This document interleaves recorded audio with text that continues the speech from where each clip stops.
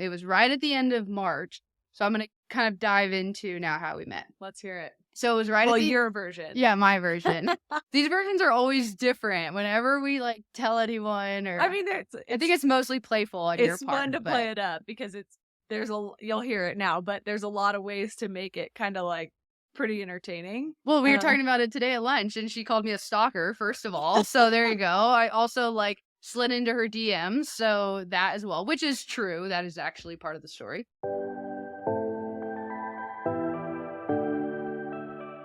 Hey guys, this is Coach K, and you're listening to the Making Changes, Breaking Barriers podcast, where we talk about you. This is about you, your mind, and your path. So if you're watching the video version of this, you can see very quickly that we have a guest here today. If you are listening, I will just go ahead and tell you, Cora is back on the podcast. You guys seem to love it so much when she was here the first time, so I begged her. No, I'm just kidding. I didn't need to beg, but I asked her if she would be on the podcast again, and she was more than willing. So I'm very excited to have her here with us. And as we were starting to talk about what we wanted to talk about on this podcast, we decided that we were actually going to make this a 2-part episode. So what you're going to hear in this episode today is going to be the first part of our episode together. And then actually next week, you will hear the second part of that episode. So we're going to leave you on the edge of your seats a little bit to hear the second part of this episode. But what we're going to talk about today is bringing it back to the beginning on how we met and kind of both of our perspectives on that, what we were going through in our lives before we met, and then how our lives transitioned after we met and what that looked like. And in a way that is on brand, I guess, because, you know, that was a big change in our life. Anytime that you meet someone and you start a relationship with someone, it's a pretty big change. Like in this case, it was a really great change, right? But it's a really big change, and your routine changes and your priorities change and all of that.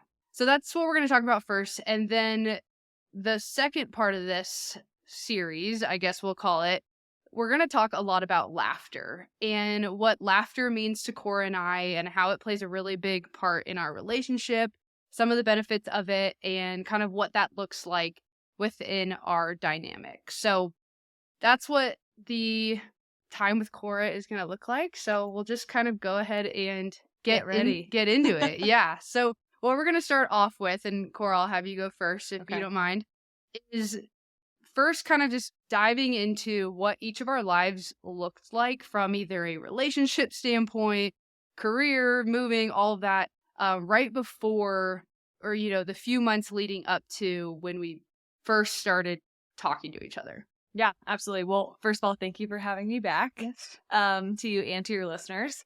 So I had just recently moved to Portland when we met. And before that, I was living in Sacramento, and I had taken a break. I called it my quarter life crisis. I had quit my job that I had, and I was kind of just living and coaching CrossFit and coaching like youth volleyball and just kind of hanging out and traveling a lot. And I was coming to the end of my savings account, being very honest. And I was ready for a change. So I needed, a new job. I started looking.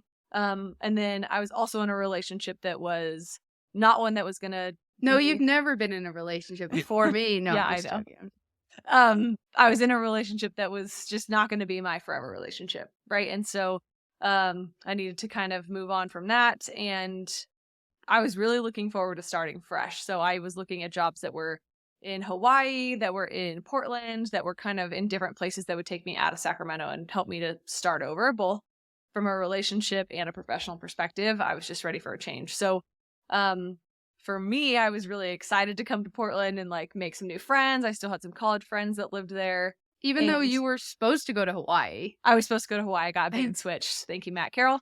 But yeah, I was supposed to move to Hawaii, and then it was kind of like, this Portland position will be better for you. Anyways, I took it. I loved Portland and my time there. So it was all meant to be. It was all meant to be. Yeah. But that was kind of my lead up. I was really like starting fresh. I wasn't going to have roommates. I was living by myself. I was really excited to kind of build a gym community, build a, friendship community in Portland. And I think it took 3 months for me to find Christina. So not a very long time, but it was perfect timing. It worked out. is there anything you want to expand on there, like just about the mindset? I mean, you kind of talked about it a little bit, just that you wanted to start fresh, but even when you got to Portland and you were there, you knew a couple people from college and stuff like that, but those first 3 months, what did that feel like that starting fresh feeling? Yeah, it was a little bit of kind of me learning how to be on my own again, because I had roommates, I had been in relationships, and I just kind of wanted to hang out by myself again. So, and I was starting a new job too. So I spent a lot of time working, kind of getting to know that role again, getting to know my, new professional partners, things like that. And so that took up a good amount of time. But then I kind of jumped into my CrossFit gym at the time that I joined, tried to meet people in the classes that I was frequently attending. I leaned heavily on my 2 friends that I had from Portland or from college that still lived in Portland. But I did really random things. Like one weekend I had nothing to do and I Googled what was going on in Portland and I went to the Portland Dog Show, which was I forgot about that. the biggest show west of the Mississippi in the United States. So it was huge. And I actually went with my friend Kelsey, but yeah, we went to this Portland Dog Show for the day and it was like, what are we doing here? But it was amazing. It was a lot of fun and it kind of forced me to do some things like that even though I didn't do that one alone, I did it with a friend, but just to kind of find new activities and spend my time, getting out of my apartment or kind of learning my neighborhood. I was into running at that time. So I would just run the streets of Portland and kind of learn where I was and things like that. So, and yeah. Well, I do think that both of our stories right before we met do align kind of, which is cool. I'm not sure I've ever totally put that together, but the whole starting fresh thing, I definitely had that feeling in that moment myself. Mine dates back maybe a little bit earlier than yours. Mm-hmm. So we started talking in the end of March of 2018. Yeah. Yes. So it would have been August of 2017. So less than a year before, I had gotten to this point in my life, especially when it came to romantic relationships, I'll say, that nothing was really feeling great. And a lot of it felt like it was on my end. I didn't feel like I was finding healthy relationships, to be completely honest. And I remember telling my 2 roommates at the time that I just needed to do something to totally give myself a reset in that moment. And kind of the only way I know how to reset myself, and I do this sometimes, is often, is to totally dive headfirst into some sort of nutrition and fitness routine, because that's just something that I can really focus on. I can just dial in on. It really allows me to use the energy that I have instead of putting that energy into maybe other things that aren't as productive. So it was that August of 2017 that I decided I was going to do 6 months of a few different things. One was going to be no alcohol. So 6 months of no alcohol. 6 months of eating paleo. I went on the paleo craze at the time. And I was also doing CrossFit. Mm-hmm. And I was pretty new to CrossFit. CrossFit was not new to you. No. You'd been doing CrossFit for 10 years or something. Yeah, a long time. Yeah. But I think I had been doing it for a year at that point. And so I was more familiar with it. And so I really wanted to dive into it and I guess try and take it more seriously or get better at it or whatever. And so I spent, the next 6 months doing that. I dropped a bunch of weight that I wanted to drop. I felt so much healthier. My social life maybe diminished a little bit because I would literally wake up, go to CrossFit, go to work, come home and hang out with Rascal. But you had a social job. So I feel like you still got some socializing there, which probably made the evenings easier. True. I mean, do you feel like that? True. Yes. Yeah. I mean, I wasn't working remote. I was working, as a basketball coach at the time. So, I mean, that would have been basically almost our full season. So, yeah, tons of social time in that aspect. Yeah. And I had 2 roommates. So even when I came home, there was people there. Yeah. But yeah, I would basically come home and just hang out, watch TV. But I do feel like that really helped reset me. And I did have a quick relationship with someone right before I met Cora, and even though that didn't last very long, it felt better. I felt like I was in a little bit of a better place just with myself, and I could communicate in a way that was more healthy within a relationship and all of that. And yeah, like I said, that didn't last long, but it was right at the end of March. So I'm going to kind of dive into now how we met. Let's hear it. So it was right Well, at the... your version. Yeah, my version. These versions are always different whenever we like tell anyone, or I mean, I think it's mostly playful on your part. It's fun to play it up because you'll hear it now, but there's a lot of ways to make it kind of like pretty entertaining. Well, we were talking about it today at lunch, and she called me a stalker, first of all. So there you go. I also like slid into her DMs, so that as well, which is true. That is actually part of the story. But yeah, so right at the end of March, like I said, I was really trying to like take CrossFit more seriously. And so there was a couple people in our gym who I had seen before, like in classes that I took, and one who I had never met before. But when you're in a CrossFit class, there's normally an app involved in it. And so you can like record your scores and how you're doing in the class. And there was this one woman who I kept seeing who would either like beat me by a lot in a class, or maybe I would just beat her in a certain class, especially if it had running involved in it. And this name kept popping up, and it was Cora. And so I Instagram stalked her, and Stalker.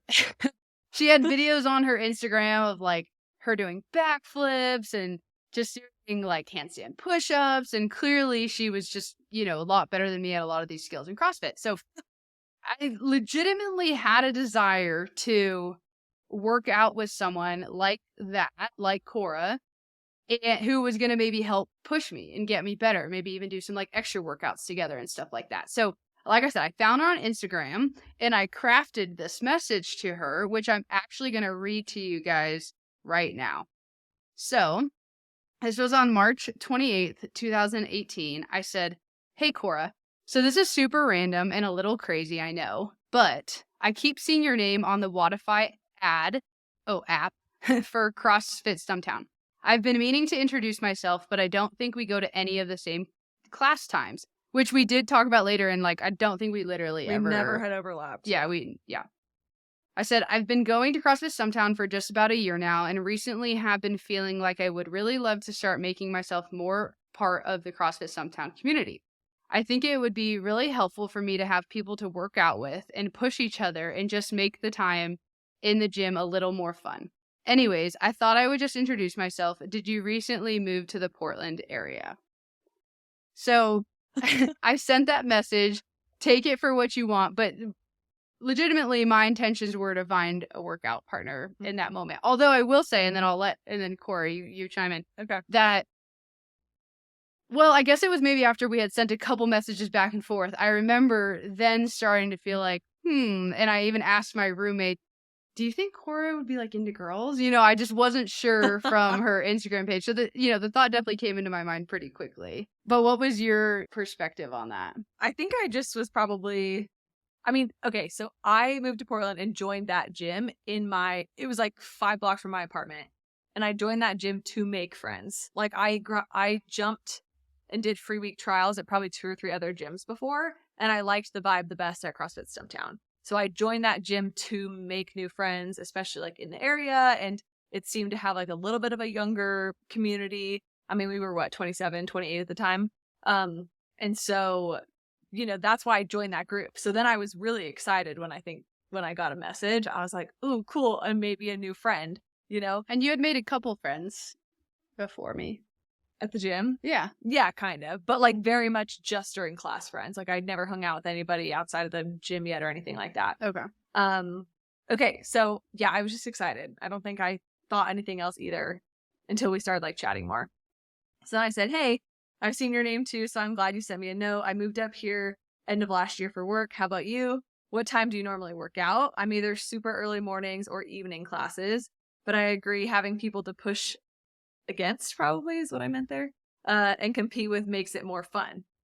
Okay, so we'll read a couple of these messages because there's a couple of pretty funny parts in here that we actually will talk about and reference still to this day. So then I replied a day later, I guess. Did you send it? I know. Maybe I was trying to play hard to get already. I don't know. Made me wait for it. Yeah. So then I said, "I've lived here for 2 years, moved here for work as well, and I normally go to 8 a.m., although this week is all over the place. I think I'm going to 4:30 today, or I might just go on a run since it's so nice outside. Well, anyways, I'm sure we will cross paths at some point, but just wanted to say hi and introduce myself." So First of all, that feels kind of weird because You I reached out was to like, me. I reached out to you and then I'm like trying to end the conversation is what it feels like. So I'm glad you didn't let me, but this is what you said next. Yeah, no, definitely didn't let you.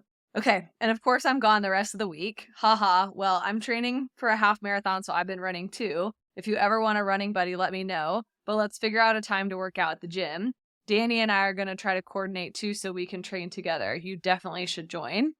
And Danny was another girl at the gym who coached as well, who I had like just connected with on basically the same thing. Like we should do some extra workouts or work out together or whatever, because she was pretty much the same level. And I think that's funny because I'm pretty sure I had reached out to Danny as well. Or like maybe I had definitely done some classes with her. So we were all like on the same page there. Yeah. So and wait, what half marathon did you do? Oh, I was training for the Santa Cruz half.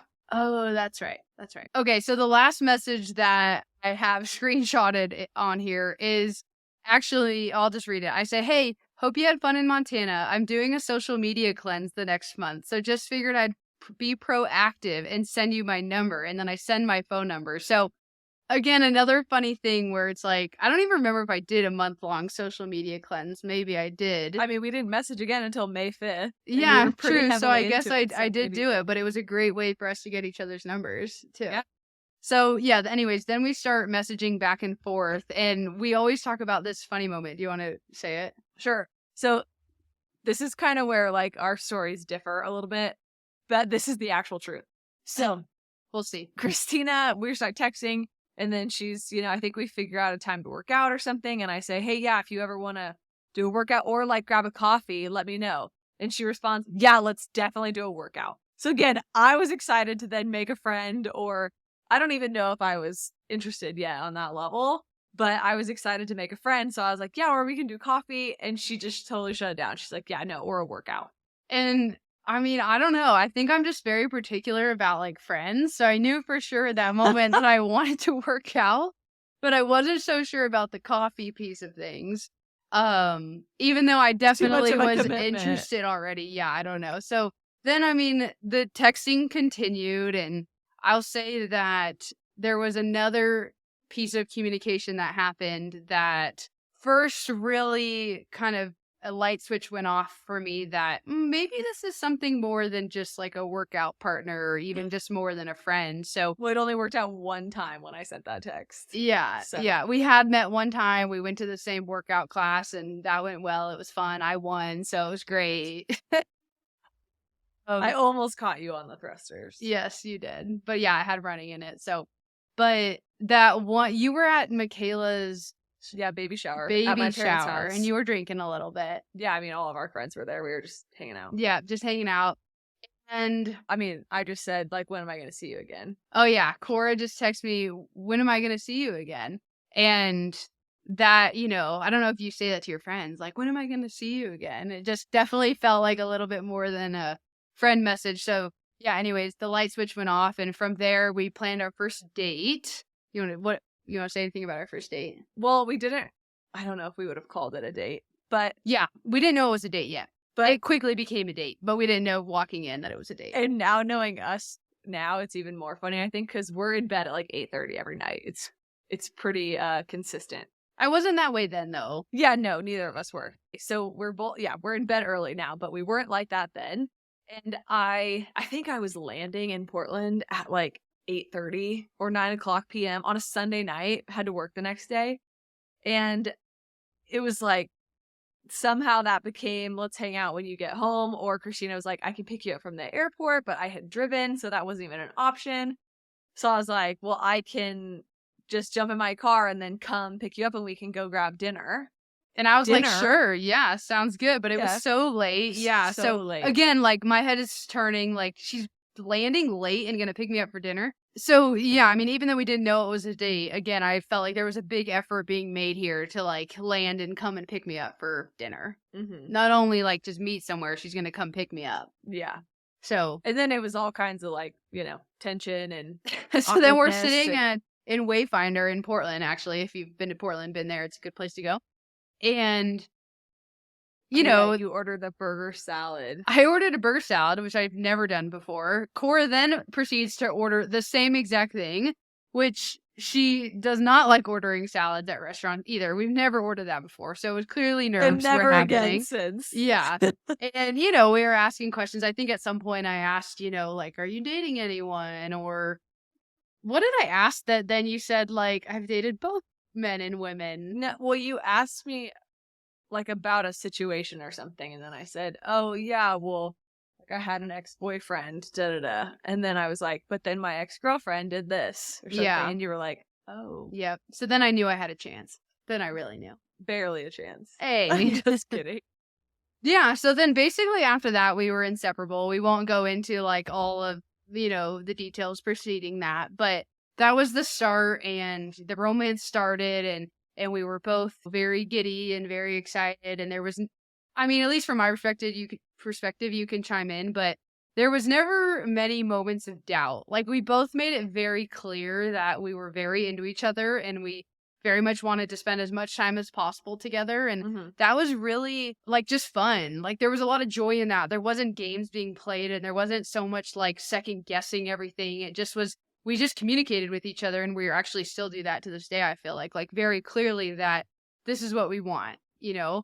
And that was just really nice. I think it made it like just so much more fun. Yeah, definitely. And it allowed, I don't think I mean, you mentioned this earlier about yourself. You felt like you did a lot of that self-reflection and self-work in your kind of time, your 6 months off from dating or whatever you were doing.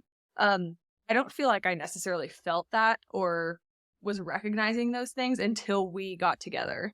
And then it was, you know, I felt like I was being very vulnerable. I felt like I was being very honest. I felt like I was communicating really well because I was coming out of my last 2 relationships. I wasn't great at that.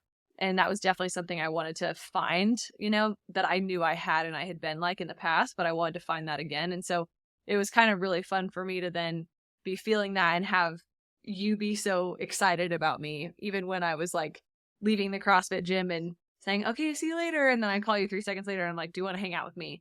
Oh, that's one of my favorite moments too. So I think for me, that felt really good to start that relationship on a super authentic, vulnerable, and just really fun note, because I think it set us up for really just kind of knowing who we were and then knowing who our partner was. Yeah, I totally agree. And obviously it works because we both felt the same way, right? I think that obviously plays a big piece of it. And It doesn't feel like any games need to be played because we both feel the same way.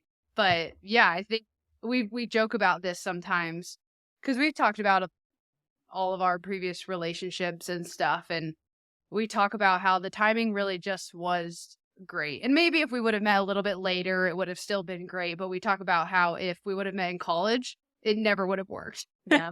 It never would have worked. And so I think that's just like an important part of our story is that we met at the right time and we both had gone through so much, whether you want to call it growth or just had so many experiences already to then use those and kind of do it right when we met. And so it worked out pretty well. Yeah. I think there's also a piece of it too where I wanted to do it right with you. You know, I really wanted it to be the real thing, and I knew that pretty quickly. And so, you know, not that I had played a ton of games or whatever, but I probably wasn't the best partner for some of my previous relationships. Me neither. And I wanted to be that for you, right? Like, I really wanted to do that for you. I wanted to be that for me. I wanted to be that for us. And so I think the timing has a big piece of it too, but I also like felt that with you pretty early that I mean, obviously I feel like you're my soulmate, and I think I knew that pretty quickly. So this is getting a little bit off track, but something I told Cora pretty early on, like, I don't know exactly how early, but it felt pretty early on. I told her that, you know, something that was really important to me was just that we both understood that, yes, there's forgiveness and there's saying sorry and all of that. But once you say something, you can't take it back, right? Like, once you say something, I can't promise that whatever you said won't ever leave my head again, right? I might be able to forgive, and same for her, right? This goes both ways. But I said that to her, and that probably comes from past experiences and of different areas of my life. But I can honestly say that there's nothing that you've ever said, and I hope you feel this way about me too, that replays in my head like that. That doesn't mean that we haven't been in arguments and we haven't been in fights and whatever. Like, we have had those things. But I think we have always just been very careful about what we say, and we're just actually, I think the better way to say it is that have always just been very respectful of each other from the get-go. And that goes with like how we communicate with each other, the fact that we trust each other, like all of that, which is just really awesome. But I think that's kind of getting sidetracked now. So I want to bring us back. So yeah, that whole summer, right? Because all that communication started right at the end of March, kind of into April. You know, by May, we're pretty much together at this point. It was about to be summer, which I think we bought our van in we bought it in October, I guess. Okay, sorry. Yeah, so we had very little responsibilities. You know, I was basketball coach, so summers were definitely lighter. But we had so much fun. You know, we went to Hawaii together for a week, like within our first couple months of being together. It was like the first week of June. Yeah, and we just laughed so much. Do you have any memories from that first few months, like that summer, that really stand out to you? I mean, Hawaii was a big trip. That one really I remember. We also did like a brewery bike crawl where we just rode around Portland and drank a bunch of beer and hung out, and it was just the two of us, and I don't think we talked to anybody at any bar. It was like just us. That was a ton of fun. Which actually we're going to do again for my birthday coming up. My 32nd birthday is coming up in August, and with our friends here in town, actually Cora's parents are going to be in town. We're going to do not only breweries, but like a bike brew crawl around town. So I'm super excited to bring that back, because I think we did that in Hawaii one time, but besides those 2 times, we have not done that again. We haven't done it a bunch. Yeah. Yeah. Another one I remember is I was about to go to the gorge with Megan. We were going on a little, it was like a 2-night camping trip to see a concert up in the gorge. And last minute, I don't know if I invited you or if you were like, can I come? And it was super last minute, and you literally like packed your bags and jumped in the car, and I was like, hey Meg, Christina's coming, like whatever. And Megan's one of my longest friends, and it was exciting to just kind of be able to bring you into the group and just kind of start introducing you to people. And I didn't have any hesitations there. It was just like, yeah, these are my people and this is now my person, so that was a lot of fun. I think that was a theme for us, and obviously probably just came from us being so infatuated with each other and so excited about these feelings that we were having, but was that we were so just willing to have fun and so willing to just laugh together. And this actually starts the transition into the second episode of this series. So we are actually going to wrap up this episode that we're in right now. Like I said, we're going to leave you a little bit on the edge of your seat because we are going to continue this, but you'll have to wait till next Monday to hear the rest of it, where Cora and I really start to dig into why laughter is such a big part of our relationship and why we think it's so important, some of the benefits of laughter, and we'll even share some things that really make us laugh about each other too, which might give you a little bit of a laugh as well. So I will leave you with this, like I always do in all of my episodes. Changing your path will not be easy. It will be challenging. I'll say that over and over again, but it will be worth it. So do a self-check today. Are you on your path up your mountain? And if not, what path are you on? And stay tuned to next week for the second part of this episode.